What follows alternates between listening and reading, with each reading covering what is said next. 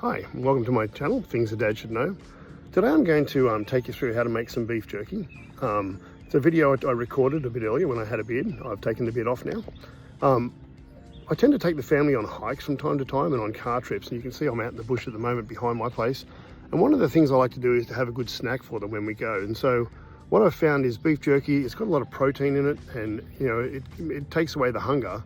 And so I tend to make the beef jerky and then I vacuum seal it, take the vacuum seal bags, and I can open them wherever I am. So hope you enjoy the video. If you do, like, subscribe, and I'll take you through that now. So to make the job easier, many years ago, I went to Cabela's and bought myself a jerky slicer. So at the moment I've placed this on the counter. I've got it held down with a couple of clamps. I use a heavy linen tea towel to keep it in, just because it is very, very sharp, but it's a set of wheels that will just cut through the meat for us. So I'm going to put that on here, like that. I'm going to set this on top, put the 2 screws in.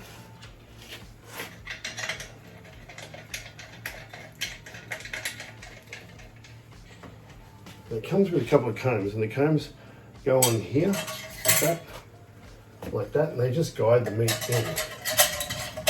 into the actual device. Okay, so I've hand cut the 2 pieces of flank steak into strips that are just about so wide. You want to make sure that they'll fit easily into the top of the actual feeder and they're not too fat. If they're too fat, then you're going to need to do it by hand. And all we're going to do is drop this in, turn the handles, and then out of the bottom comes perfectly cut slices of beef. And again, I've cut it across the grain so it'll be less chewy. And so I'm just going to put that on the pile, do the next one. Again, just drop it in, turn the handle, and out comes our perfectly sliced pieces of flank steak.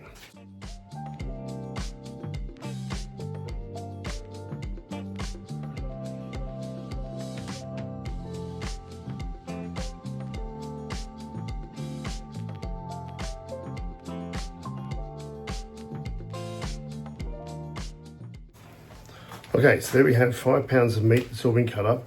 Again, you'll see here, they're all going to be the exact same size because they've gone through the cutter.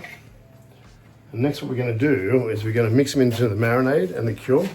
And then from there, we'll put them into the fridge overnight, probably 12 to 15 hours. And then tomorrow we'll put them into the dehydrator. Okay, so I now have 5 pounds of meat all sliced up.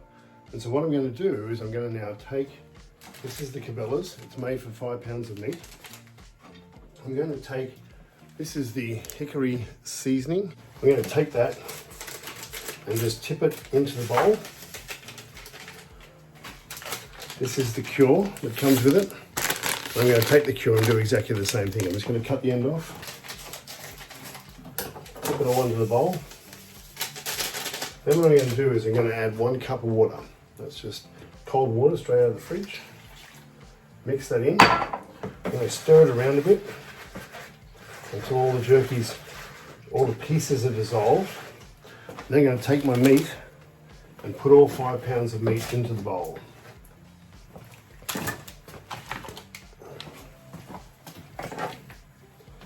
And then once I've got it into the bowl, I'm now going to just mix it up until I have the seasoning and the cure all through the actual meat, making sure that there's many pieces that are still stuck together. I'm going to separate those pieces as I turn them. So I'm going to do this for about a minute, and we'll speed it up so you don't have to sit here and watch the whole thing for a minute.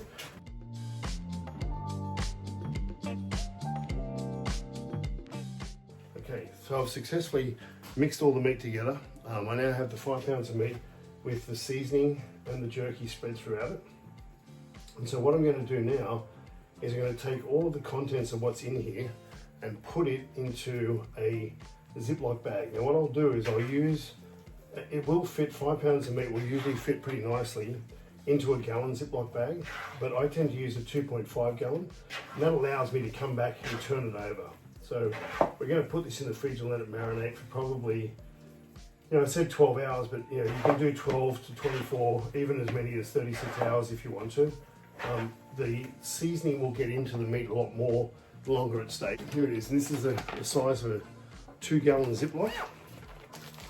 I'm going to take that, I'm going to put all the meat in there.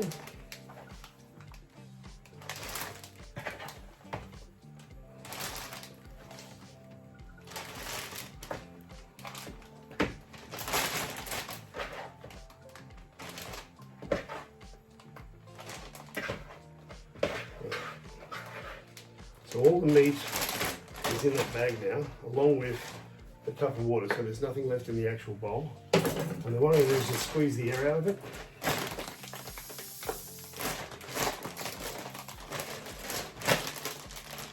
So it's a little bit more compact. Zip it up, and then what will happen is I'll flatten it out, and that will allow the jerky, that will allow the actual seasoning and the cure will start to sink to the bottom. And what I do is every time I walk past the refrigerator where it is, I just flip it over on the other side and let it go back through again. So it's it's 8 o'clock at night. I'm going to put this in the fridge for now, and then tomorrow morning, 12 hours later, I'm going to come back out and I'm going to start putting this in the dehydrator. So I'll pick it all back up then, you'll be able to see what goes on next. Right, so it's been 12 hours. I've had this meat in the fridge. So what we're going to do now is we're going to put it into a dehydrator. So 5-tray dehydrator. On the front it has multiple settings. One of the settings is a high setting. So they are, this one is fan, low, medium and high. We want it to go into high. I have 1, 2, 3, 4, 5, 6 trays, 7 trays. And I find 7 trays holds about 5 pounds of meat pretty well if you pack it in. You want to make sure you leave room through the actual trays to allow the air to go around it. And one of the things with the meat you'll find is the actual colour of the meat has gone like a deepish tan or brown colour, whereas usually jerky looks very red. Now what will happen is that as it dries, so it's a brown colour, and what will happen is as it dries it will go into a red colour. So I'm just going to start layering this bit by bit onto the tray. And what I tend to do is just run it around the outside with the bigger pieces. Usually you want to make sure that the cure has gone through everything. And so here's a piece, for example, you can see the difference in the colour where the cure has gone into that one. And then this one here, there's bits and pieces of red where the cure didn't actually soak in properly through into the actual meat. So that will give you an indication of how well you've actually got the cure mixed through the actual meat.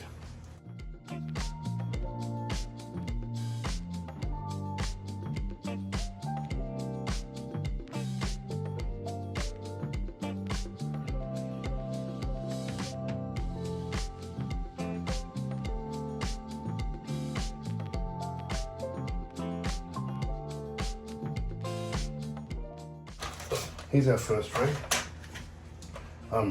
That will squeeze together once it's been going for a bit, but that's effectively what I'm going to do. I'm just going to do it for the other 6 trays. Here we are, we've got all the meat in the tray now. Again, these are the red pieces that I was talking about where the cure hasn't quite gone through. But what you'll find is all this meat will turn very, very red. I'm a little bit less concerned about that because once I'm done, I invariably cut this up. I put it into vacuum sealed bags and I put it into the freezer. So the cure will still mix through that as we actually go through this. So I'm going to put the lid on top here to make sure it seals. So you should just be able to fill all the way down. There should be no air leaking out of it. The only place the air should be coming out of is the top. I can put my hand over and I can feel it. I've got it set to high. So now what I'm going to do is I'm going to leave it here for about 2 or 3 hours, and I'll come back and I'll turn them all over. And when I turn them all over, I'll reverse the tray order so that the ones on top that are getting the least dry air will get the most dry air, the ones on the bottom that are getting the most dry air will get the least dry air, and then later on I'll do them from the centre out as well, and then reverse it again, and that way you get an evenly move through all of the meat. So I've turned this a couple of times during the day, and as you can see, like it's gone this really deep red colour. You see the jerky is, that's the cure working. I've got 7 trays, so what I'll do now is I'll take these 7, I'll put them into a Ziploc bag, a gallon Ziploc bag. I'll put them into the fridge. I'll leave them there overnight, and then tomorrow morning I will vacuum seal them into small packs that we can take on our trip with us when we go, so that we have snacks as we go. Now we're on to the last stage of what I do with my jerky. So once I've had it, I put it into the fridge overnight, it's cooled down. Now what I want to do is I want to store it for long term. So rather than just putting it into a bag and leaving it long term, where it will start to dry out and go salty, what I do is I actually vacuum seal it. And so this is just a Food Saver vacuum sealer I picked up from Walmart. It's quite handy. It's got inside a place where you can use the rolls. I always use the rolls because it allows me to adjust the size of the bags. So what I do is I just take a slice of a bag, slice it off. I'll put it in on once to seal it. And that will seal the actual bag on one side. Then I'll fill the bag and then I'll vacuum seal the bag. And then from there, the moisture of the jerky is so low that when you put it into the freezer, one, because you vacuum sealed it, it won't get freezer burn. And two, it'll last for a long time in there. So I've just sealed the bag over here. I'll take the jerky now. I usually put somewhere between 10 to 20 strips of jerky per bag. I'll just pack it in there.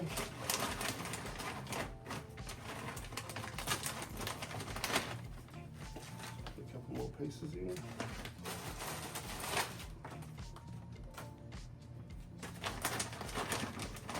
Shuffle it down. Feed it in.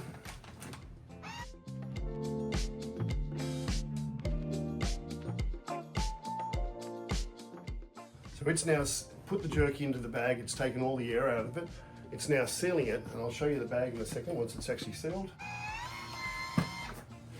And so there you have it. It's just a bag of jerky, nicely sealed. Perfect for car trips, perfect to put in your backpack when you go for a walk, or any other time when you really want to get it. And again, it's a high protein.